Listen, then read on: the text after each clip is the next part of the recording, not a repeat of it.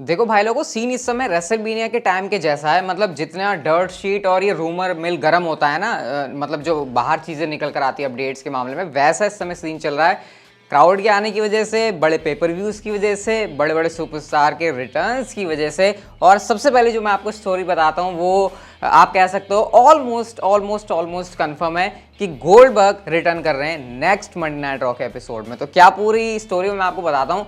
Fightful select ने यहाँ पर ये रिपोर्ट किया कि डब्ल्यूडब्ल्यूई ने फाइनल कर लिया अपना प्लान अभी के हिसाब से, अगर प्लान्स चेंज नहीं होते, कि समर स्लैम में डब्ल्यूडब्ल्यूई चैंपियनशिप के लिए बॉबी लैशली और गोल्डबर्ग का ही मैच होना है। मैंने आपको कुछ दिन पहले बताया नहीं था कि गोल्डबर्ग भी एक डब्ल्यूडब्ल्यूई के लिए ऑप्शन है अगर उनके पास जो है ये ब्रॉक लेसनर वाला आइडिया काम नहीं करता। लेकिन ऐसा लग रहा है कि शायद नहीं कर रहा है ब्रॉक लेसनर वाला आइडिया काम, या फिर कोई और सुपरस्टार का। गोल्डबर्ग ही अपोनेंट होने वाले हैं बॉबी लैशली के, अगर प्लान्स चेंज नहीं होते। और उससे बड़ी बात ये, जैसे मैंने आपको बताया, नेक्स्ट मंडे नाइट रॉ के एपिसोड में ही, जो कि क्राउड के सामने रॉ का पहला एपिसोड होगा। मतलब स्मैकडाउन तो अभी कल ही हो जाएगी क्राउड के सामने, लेकिन रॉ का पहला एपिसोड तो क्राउड के सामने होगा ना, मतलब वो भी तो पहला ही एपिसोड है रॉ के लिए। तो वहां पर गोल्डबर्ग अपना रिटर्न करेंगे और डब्ल्यूडब्ल्यूई उस रॉ से सेटअप करने वाली है गोल्डबर्ग एंड बॉबी लैशली का मैच। सबसे बड़ी चीज़ यहाँ से क्या निकल कर आती है, सबसे पहले तो उन लोगों के दिमाग में या उन लोगों की बंदूकों में मिर्चियां लग जाएंगी जिनको गोल्डबर्ग नहीं चाहिए, या फिर गोल्डबर्ग चाहिए और सीधा चैंपियनशिप में। मतलब ये बहुत सारे लोगों को दुख देगी बात, लेकिन आपको पता है डब्ल्यूडब्ल्यूई बड़े बड़े मैच बनाने के लिए गोल्डबर्ग का यूज़ करती है, और इस बार बड़ा पेपर व्यू समर स्लैम है, तो उनकी जो स्ट्रैटेजी है वो सेम रहने वाली है। और गोल्डबर्ग के आपको पता है साल में 2 मैचेस के होते हैं। एक मैच आपको पता है ऑलरेडी वो ड्रू मैकिंटायर के साथ इस साल कर चुके हैं, अभी एक मैच बाकी था, तो वो हो जाएगा समर स्लैम के अंदर। ये बात आप लोग ऑलमोस्ट कंफर्म मान सकते हो। मैं ऑलमोस्ट कंफर्म इसलिए बोल रहा हूँ क्योंकि डब्ल्यूडब्ल्यूई ने ऑफिशियली अनाउंस नहीं किया। आप कह सकते हो कि बस ये होने ही वाला है, बस हो ही गया। अगर कुछ ऐसा उलट पुलट हो गया तो फिर भाई मेरे से मत कहना कि ये क्या हो गया, क्योंकि मैं आपको अभी से बता रहा हूँ ये है तो वैसे कंफर्म ही चीज़, लेकिन डब्ल्यूडब्ल्यूई प्लान्स चेंज कर दे तो अलग बात है। तो ये सीन है भाई। इस समय गोल्डबर्ग को भी जो बहुत टाइम से मिस कर रहे हैं उनको भी वो देखने को मिल जाएगा। पर्सनली मैं क्या सोचता हूँ, देखो भाई ये तो हमको पता लग ही चुका है, डब्ल्यूडब्ल्यूई बिजनेस के हिसाब से थिंग्स को ज़्यादा देखती है। स्टोर लाइन उनका थोड़ा सा ना पीछे रह गया है, वो जो कहते हैं कि फैंस के सुनने वाली चीज़। तो गोल्डबर्ग आ रहे हैं अब, और होगा फिर डब्ल्यूडब्ल्यूई चैंपियनशिप के लिए दोनों का मैच। नेक्स्ट स्टोरी की बात करते हैं तो बेकी लिंच के बारे में भी एक अपडेट है। मैंने आपसे कहा नहीं कि रेसलमेनिया सीजन के अराउंड जैसे रूमर मिल गर्म रहता है, वैसे कुछ इस समय हालात चल रहे हैं डब्ल्यूडब्ल्यूई के अंदर। बेकी लिंच भी अभी जो money in the bank pay per view होने वाला है उसके लिए शेड्यूल्ड है कि वो मनी इन द बैंक के लोकेशन में होंगी। मतलब वो मनी इन द बैंक जब हो रहा है तो वहाँ पर बेकी लिंच मौजूद होंगी, लेकिन अभी इतना नहीं पता कि बेकी लिंच क्या कोई रोल प्ले करने वाली है मनी इन द बैंक के अंदर, क्या उनका कोई स्पॉट होगा। बहुत सारे लोग कह रहे थे कि अभी वो जो एक विमेंस लैडर का स्पॉट बचा है ना, वहाँ पर बेकी लिंच होगी।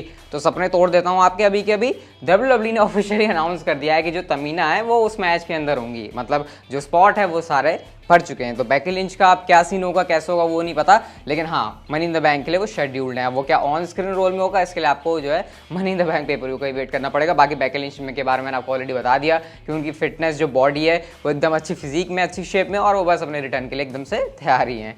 नेक्स्ट स्टोरी की बात करते हैं। ब्रे वाइट को भी आप लोग मिस कर रहे हो भाई, लगातार रिटर्न्स की बातें हो रही हैं। तो अभी एक फैन ने ट्विटर के ऊपर ट्वीट किया जहां पर उन्होंने लिखा कि हम ब्रे को मिस कर रहे हैं और तुम हमेशा हमारे लीडर रहोगे। तो इस बात का रिप्लाई आता है खुद ब्रे वाइट की तरफ से। उन्होंने कहा कि I miss you guys too believe me, यानी मैं भी तुमको मिस कर रहा हूँ। अब समर स्लैम के बारे में जब डब्ल्यूडब्ल्यूई ने अनाउंस नहीं किया था कि वो सैटरडे को होने वाला है, स्टेडियम के अंदर से होने वाला है, ज़्यादा कैपेसिटी से होने वाला है, तो वहाँ पर ब्रे वाइट ने एक जीआईएफ डाली थी। मैंने आपको बताया भी था, अगर आप एक्टिव चैटर हो तो भाई फिर अब तो आपको पता ही होना चाहिए।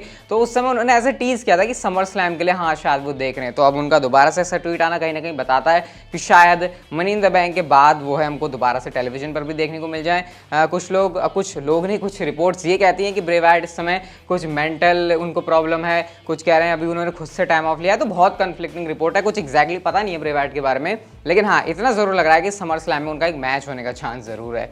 नेक्स्ट बात करते हैं गाइस हम लोग एज के बारे में। अब कल स्मैकडाउन के ऊपर आपको पता है बहुत ही तगड़ा धांसू मैच होने वाला है। रोमन रेंस के साथ होंगे ऊसोस और उनके अगेंस्ट होंगे एज, रे मिस्टीरियो और डोमिनिक मिस्टीरियो। तो इसी मैच को लेकर एज ने एक बहुत ही लंबी चौड़ी पोस्ट डाली है इंस्टाग्राम के ऊपर, जहां पर उन्होंने बताया कि कैसे रे मिस्टीरियो के साथ डब्ल्यूडब्ल्यूई में उनके कितने खास पल रहे हैं। मिस्टीरियो की तो तारीफों के उन्होंने पुल बांध दी। उन्होंने कहा कि वो लिविंग लेजेंड हैं। एक बात उन्होंने ये भी लिखी कि उनको ये नहीं पता कि उनकी ये जो जर्नी है इस रेसलिंग इंडस्ट्री के अंदर वो और कितनी लंबी जा सकती है। यानी ऐसे बता रहे हैं कि शायद उनके जो टाइम है ना रेसलिंग के अंदर या डब्ल्यूडब्ल्यूई के अंदर वो इतना भी ज़्यादा नहीं है। तो उन्होंने कहा कि वो हर चीज़ का मज़ा लेना चाहते हैं और स्मैकडाउन में वो इसी इंटेंसिटी के साथ उतरेंगे। और कहीं ना कहीं रोमन रेंस के लिए सीधा सीधा वार्निंग है कि भाई मेरे साथ रे मिस्टीरियो भी है जिसके साथ मेरा ऑलरेडी इतने सारे मूवमेंट्स हैं, फिर चाहे वो साथ में हो या फिर उनके अगेंस्ट हो, तो भाई रोमन रेंस तुमको संभल के रहने की ज़रूरत है। डेफिनेटली बहुत बड़ा मैच है ये, मतलब usually 6 man tag team matches के अंदर फैंस का इंटरेस्ट नहीं होता, लेकिन जब भाई तुमने ऐसे बंदे डाल दिए मैच के अंदर एज रोमन रेंस और मिस्टीरियो जैसे, तो भाई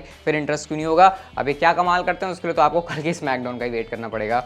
नेक्स्ट बात करते हैं गाइस हम लोग कलिस्टो के बारे में। एक इंटरेस्टिंग बात उन्होंने रिवील करी और उन्होंने कहा कि मेरा बिगेस्ट रिग्रेट क्या है रेसलिंग इंडस्ट्री के अंदर। उन्होंने ये कहा कि देखो मैं चाहता था कलिस्टो, मतलब मैं कलिस्टो और मिस्टीरियो, हम दोनों के बीच एक मास्क वर्सेस मास्क वाला मैच हो। मैंने ये बात मिस्टीरियो से भी कर ली थी, उन्होंने भी हाँ कर दी थी। मैंने ये बात पॉल हेमन से भी कर ली थी, मैंने ये बात एज से भी कर ली थी, मैंने ये बात डैनियल ब्रायन से भी कर ली थी। हर किसी ने कहा कि बहुत अच्छा आइडिया है, ये चीज़ होनी चाहिए और तुम जाकर जो है विंस मैकमैन से बात कर सकते हो। लेकिन कलिस्टो ने कभी भी ये आइडिया पिच नहीं किया विंस मैकमैन के सामने, और इससे पहले कि शायद उनको ज़्यादा मौका मिलता WWE ने उनको रिलीज़ भी कर दिया अप्रैल के मंथ में। आपको पता है कलिस्टो रिलीज़ हो गए थे, तो उन्होंने अब एक इंटरव्यू के अंदर इस बात को रिवील किया कि कैसे वो काफ़ी क्लोज आ चुके थे शायद कलिस्टो वर्सेस मिस्टीरियो के मास्क वर्सेस मास्क वाले मैच के लिए, लेकिन उनका ये रिग्रेट था कि वो विंस मैकमैन के सामने कर नहीं पाए और भाई उनको रिलीज़ कर दिया। तो ये एक छोटी सी अपडेट थी, छोटी सी स्टोरी थी जो कि कलिस्टो ने रिवील करी। वैसे अगर होता कलिस्टो और मिस्टीरियो का मैच, जो कि बहुत सारे लोगों का ड्रीम मैच के उसमें आता है, और ऊपर से जब यहाँ पर मास्क वर्सेस मास्क वाली स्टिपुलेशन हो, तो शायद एक बहुत बड़ा एक की पॉइंट हो सकता था किसी भी पेपर व्यू का। लेकिन ये वाला जो मैच है वो मिस हो गया, शायद कलिस्टो के आइडिया पिच ना करने की वजह से। नेक्स्ट स्टोरी की बात करते हैं तो बडी मर्फी ने एक बात रिवील करी जब उनसे पूछा गया कि भाई तुम्हारी जो स्टोरी लाइन है अलिया के साथ वो एकदम से बंद कैसे हो गई, तो मर्फी ने ऐसी चीज़ एक्सप्लेन करी, ऐसी चीज़ रिवील करी कि आप भी शॉक हो जाओगे बात जानकर। हुआ ये कि मर्फी को कुछ समझ नहीं आ रहा था कि उनकी जो स्टोरी लाइन है वो स्मैकडाउन के ऊपर चल क्यों नहीं रही, इतने हफ्तों से वो गायब क्यों है, अलिया क्यों नहीं आ रही। वो हर किसी से पूछे जा रहे हैं, डोमिनिक से पूछ रहे हैं, मिस्टीरियो से पूछ रहे हैं, किसी के पास इसका कोई जवाब नहीं है। लेकिन फिर वो जाते हैं ऑनलाइन, वो डर्ट शीट वेबसाइट के ऊपर पढ़ते हैं, मतलब जो ऑनलाइन आर्टिकल्स आते हैं, जो इनसाइडर्स होते हैं, वहां से उनको पता चलता है कि उनकी जो स्टोरी लाइन का आइडिया है वो ड्रॉप हो चुका है। तो मर्फी हैरान परेशान थे कि भाई ऐसा कैसे हो रहा है कि मुझे तो पता नहीं है कि मेरी स्टोरी लाइन ड्रॉप हो गई है, इन इनसाइडर्स को पहले पता चल गई। और बाद में जाकर जब मैंने कंफर्म किया WWE के लोगों से, तो मेरे को बताया गया कि हाँ भाई तुम्हारी जो स्टोरी लाइन है अब उसका आइडिया ड्रॉप हो चुका है। तो ये बड़ा अजीब है कि भाई बंदे को खुद नहीं पता, लेकिन जो वेबसाइट्स है उनके ऊपर पहले बात रिपोर्ट हो गई है। और हाँ, वो किसिंग सीन वाला जो चीज़ है वो भी डिस्कस करी थी मर्फी ने कहा था कि भाई मैं बहुत ही ज़्यादा अनकंफर्टेबल था अलिया के साथ इस चीज़ को करने के लिए। मैं सोच रहा था कि मिस्टीरियो इसके बारे में क्या सोचेंगे, डोमिनिक क्या सोचेंगे, विंस मैकमैन क्या सोचेंगे, क्या होगा इसके बारे में। लेकिन एक्चुअल में मुझे ये पता चलता है कि उन सब लोगों ने तो हाँ कर दी है और उसके बाद जाके मेरे से पूछा जा रहा है। तो मेरे पास कोई फिर ऑप्शन नहीं था, फिर हमको ये वाला जो एंगल करना पड़ा। लेकिन मैं इस चीज़ को लेकर बहुत ही ज़्यादा अनकंफर्टेबल था, और उन्होंने ये भी कहा कि क्योंकि एज डिफरेंस भी जो है वो काफ़ी ज़्यादा था। तो मर्फी ने भाई काफ़ी कुछ सह लिया WWE के अंदर, मतलब सह लिया क्या, उनकी जॉब है तो उनको ये चीज़ करनी पड़ी। लेकिन हाँ, आप दिल खोल के बंदा जो है सारी बातें हमको बता रहा है। नेक्स्ट स्टोरी की बात करते हैं तो रोमन रेंस बताते हैं अपने आप को कि आखिर क्यों वो सबसे अलग हैं, और एक्चुअल में उन्होंने ऐसी बात बोली है जिस पर कोई भी मेरे को लगता नहीं है बंदा डिनाई कर सकता है। रोमन रेंस ने ये कहा कि बहुत सारे लोग ये कहते हैं कि मेरी जगह पर किसी और सुपरस्टार को होना चाहिए था, मतलब आपको पता नहीं है फैंस कहते रहते हैं कि भाई नहीं रोमन रेंस इतना तगड़ा नहीं है, इस रोमन रेंस की जगह ये बंदा होना चाहिए था, फेस, ऐसी सारी बातें होती हैं। तो उन्होंने ये कहा कि इस कंपनी के अंदर सिर्फ कुछ ही ऐसे लोग हैं जो कि क्राउड से रिएक्शन दिलवा पाते हैं, फिर चाहे वो नेगेटिव हो फिर चाहे वो पॉजिटिव हो, और मैं WWE के अंदर उन चुनिंदा बंदों में से एक हूं जो कि ऐसा काम कर पाया है। और बहुत ही चुनिंदा लोगों का ग्रुप है जिन्होंने WWE की पूरी हिस्ट्री में ऐसा किया है। मतलब आपको पता है रोमन रेंस जब फेस सुपरस्टार भी थे तो उनको क्राउड की तरफ से बू रिएक्शन मिलता था।